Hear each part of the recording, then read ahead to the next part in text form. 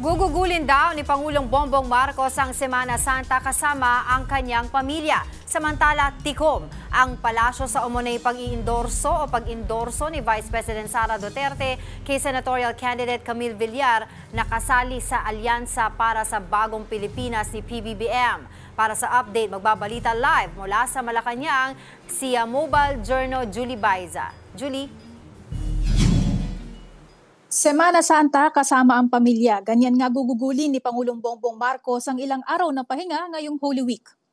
Sa press briefing sa Malacanang, hindi na idinitalye ni Palace Press Officer Claire Castro ang magiging aktibidad ng Pangulo. Ang sigurado raw, makakasama nito ang kanyang pamilya ngayong Semana Santa. Pero bago yan, mayroon pang mga pulong at aktibidad na kailangan daluhan si PBBM. Tikom naman ang bibig ni Castro sa pag-endorso ni Vice President Sara Duterte kina Senadora Amy Marcos at Congresswoman Camille Villar na kapwa inendorso ng Alyansa para sa Bagong Pilipinas ng administrasyon.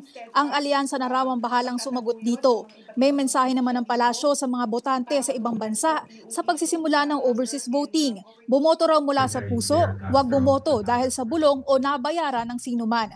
Piliin din daw ang nararapat na lider, maaasahan at hindi ibebenta ang bansa sa anumang paraan. Sabi pa ni Castro, mahalaga raw ang lider na makabayan. Samantala, inilatag din ngayong araw ng Department of Social Welfare and Development ang mga gagawing hakbang ng gobyerno matapos tumaas sa 35.6% ang bilang ng mga Pilipinong nakararanas ng gutom noong Marso. Mas mataas yan sa 26.4% noong Pebrero.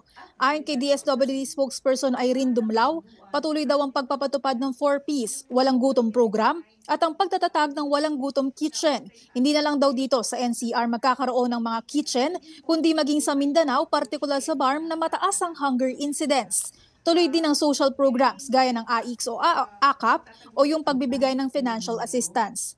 Angela, nilinaw naman ng DSWD na mayroong ginagawang pag-aaral ang pamahalaan para makita kung akma ba yung tulong at epektibo pa ba yung mga ginagawang programa. Angela?